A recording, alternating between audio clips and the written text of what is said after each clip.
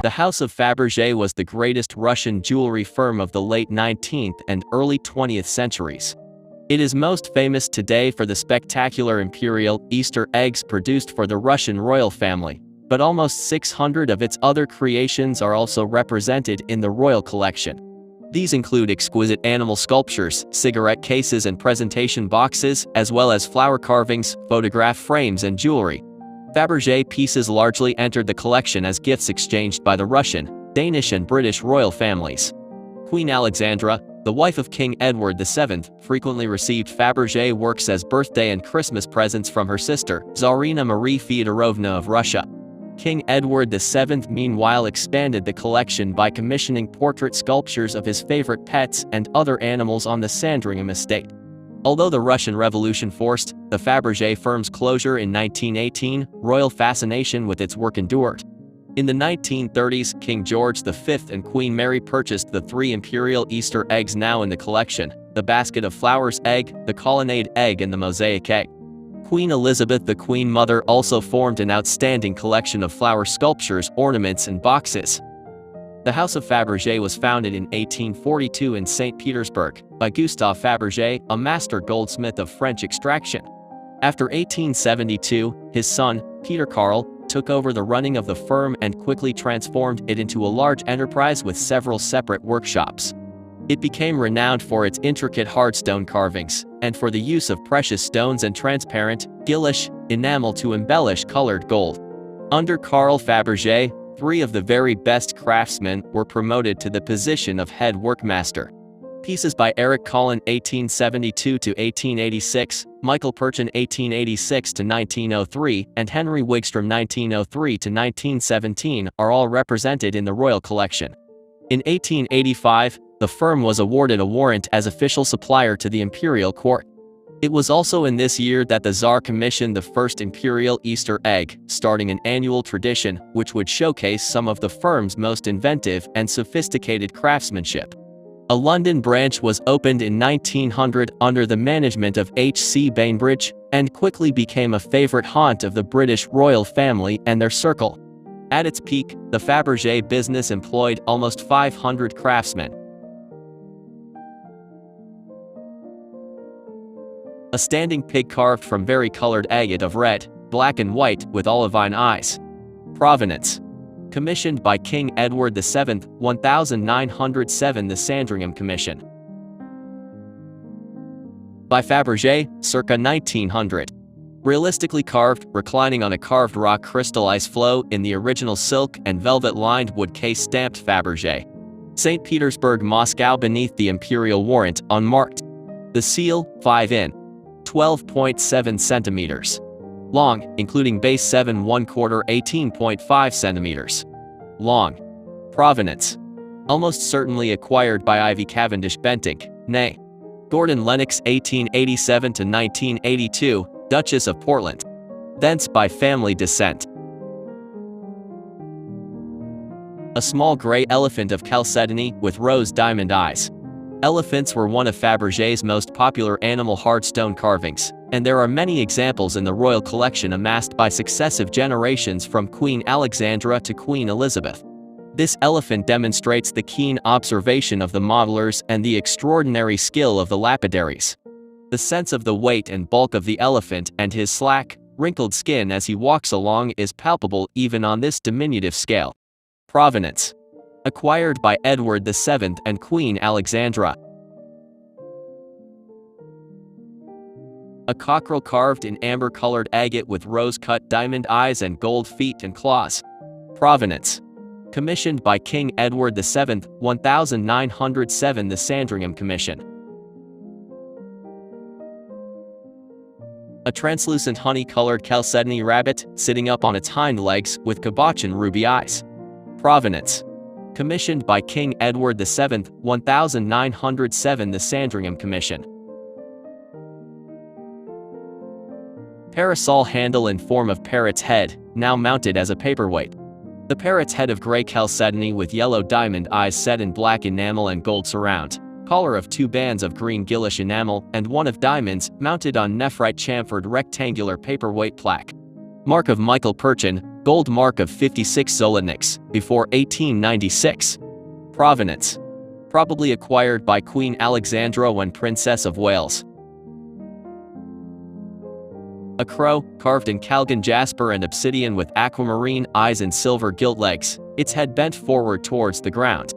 This magnificent carving is on a much larger scale than all the other animals that formed part of the Sandringham Commission, and although it was not purchased until 1914 by Queen Alexandra, the extraordinarily well-observed portrait suggests that it was almost certainly modeled from life. The body of the bird is made from a combination of Calgon, jasper and obsidian, and is an example of what Beerbohm described as mosaic sculpture, when two or more stones are combined to give the most realistic effect possible, rather than relying purely on the striations naturally occurring within a single piece. The scale and quality of the piece is reflected in the high purchase price of £75. Provenance: commissioned by King Edward VII, 1907. The Sandringham Commission, bought by Queen Alexandra from Fabergé's London branch on November 25, 1914. A dormouse, carved in blue, gray and brown chalcedony, with cabochon sapphire eyes and platinum whiskers. A quintessential inhabitant of the English hedgerow is beautifully captured by Fabergé's sculptors in this portrait of a dormouse carefully holding gold straws, which he is nibbling beneath his whiskers. This unique piece, no other Fabergé dormouse on this scale exists, calls to mind King Edward VII's dictum "We do not want any duplicates," which according to Bainbridge the king made clear to him when considering the formation of Queen Alexandra's collection of Fabergé animals. Queen Alexandra purchased this model from the London branch on November 5, 1912 at a cost of £33. It was subsequently referred to as Queen Alexandra's dormouse in all records of the collection. Provenance: bought by Queen Alexandra from Fabergé's London branch, November 5, 1912, £33. A wild boar, seated, carved in pale silver gray to pinkish brown chalcedony with cabochon ruby eyes. King George V purchased numerous Fabergé animals, including this wild boar that he bought in December 1909 when Prince of Wales, for £31. The pose is reminiscent of the famous bronze boar in the Medici collection in Florence, with which Fabergé and his sculptors were likely to have been familiar. The sculptor Boris Frodman Clousel, who worked for Fabergé, recalled how he saw the statue of a wild boar in Geneva during his training. Provenance: bought by King George V when Prince of Wales, from Fabergé's London branch, December 1909. A small rhinoceros carved in chalcedony with rose diamond eyes. One of 3 rhinoceroses by Fabergé in the royal collection. Provenance: probably acquired by Queen Alexandra in the royal collection by 1953. A carved figure of a borzoi, dog, translucent brown and blue-gray, agate with cabochon ruby eyes. The brown agate makes up the shoulders and part of the back.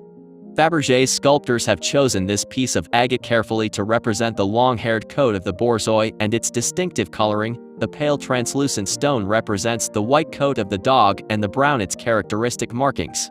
Borzois were exclusively bred for the Russian court.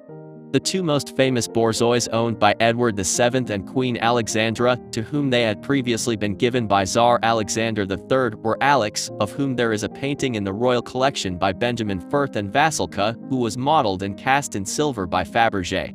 The painting Queen Alexandra with her grandchildren and dogs by Frederick Morgan and Thomas Blinks shows the Queen outside the kennels at Sandringham in 1902, surrounded by a variety of dogs including a borzoi and 2 collies. Contemporary accounts of the kennels by Lady Dorothy, Neville and Lord Knutsford describe how Queen Alexandra fed the dogs with bread from a flat basket and knew each of the dogs' names and characters well. Provenance: commissioned by King Edward VII, 1907. The Sandringham Commission. Fabergé's craftsmen often combined hard stones to produce the effect desired, in this case to distinguish between the litter of sleeping piglets by using chalcedony and agate fixed to a gold mount underneath.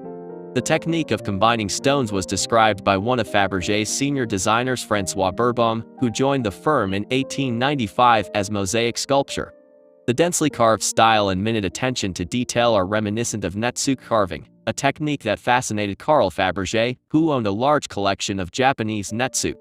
Many of Fabergé's animal sculptures were produced in the workshop of the firm's third and final head workmaster Henrik Wigström, who succeeded to the role in 1903. There were 20 stone carvers working in one of the two workshops specializing in stone carving. This indicates the increased popularity of Fabergé's hard stone objects, especially animals.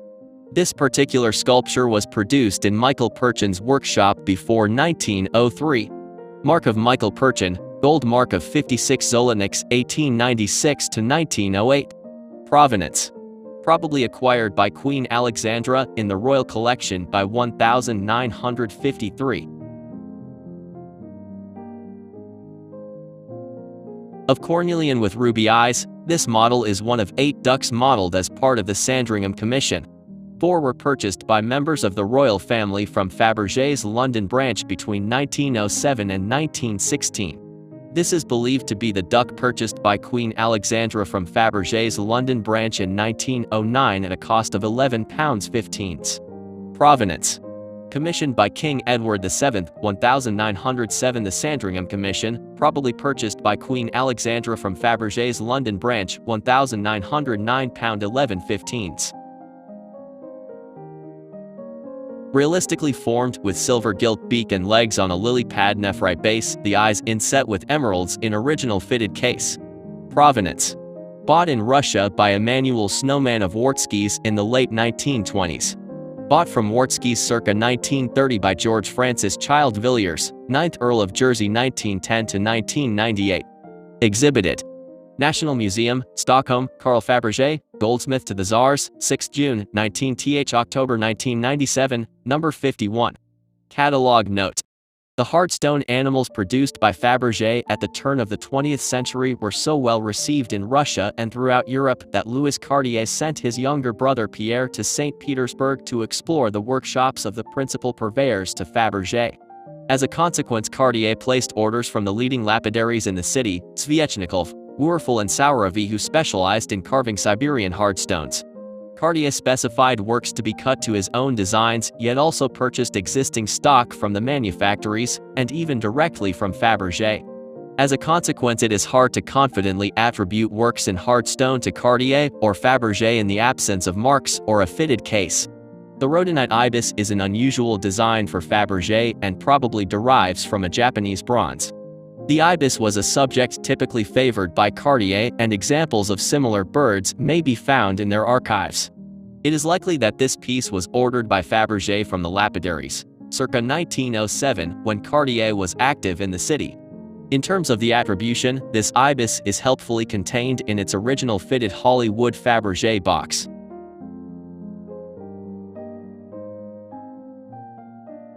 Carl Fabergé solid bicolor obsidian, horse W/18K gold set, mine-cut diamond eyes and 18K Russian gold, horseshoes and bridle in box. This gorgeous investment quality piece comes from one of the world's largest private Fabergé collections. The piece is made of solid bicolor obsidian, has 18K Russian gold horseshoes and bridle. The piece also has stunning, genuine mine-cut diamond eyes. The piece bears Fabergé in acrylic 72 inches, the gold Russian standard during this period. Measures 74 mm x 65 mm and is marked AN 72 YEKF Russian Imperial warrant. This piece is believed to be a very early, one-of-a-kind piece, making it museum quality and extremely rare. The obsidian used to make this piece is not like any other natural obsidian that we have ever seen, as it lightens down the legs of this amazing piece. A jeweled aventurine quartz model of a fox cub. By Fabergé, circa 1900, inventory number 21819. Stylistically carved with rose-cut diamond set eyes, apparently unmarked, inscribed with inventory number under base in the original Fabergé wood case, also with the paper label inscribed 233F3 under base. 1/3/8 sin. 3.5 centimeters. Provenance. By family repute, given by Gunnar Cassman to Alexandra Collante. Thence by descent until sold to the present owner. Alexandra Mikhailovna Kollontai (1872–1952) was a communist and feminist revolutionary appointed Soviet ambassador to Norway in 1923, becoming the second female ambassador in the world. During her service as ambassador to Sweden 1930–1945, she was closely associated with the Red banker Gunnar Kasman (1878–1970), who had provided financial assistance to Lenin and the Bolsheviks. She became a permanent guest at his summer residence, Villa Kasman, at Storuman Island, Lidingö. For comparison, please see the two Fabergé hairs in the royal collection, Arsène 40,069 and 40,092, one carved of chalcedony and one of agate, and the Cartier box, a leveret with cabochon sapphire eyes atop the lid illustrated, G. von Habsburg. A jeweled, Gillish enamel gold-mounted nephrite, model of an elephant with a howdah. By Fabergé, with the workmaster's mark of Henrik Wigström, St. Petersburg, circa 1910, scratched inventory number 20,165. Humorously carved, standing, with rose-cut diamond-set eyes, supporting a gold howdah, Gillish enameled in red and surmounted by a pearl, with an enameled figure of a mahout, marked on howdah, also with London import marks for 1,910, in a fitted hammer galleries wood case. 2½ in. 6.4 centimeters. And finally, I will talk about modern sculptures made of semi-precious stone. Want to know more? Link in description.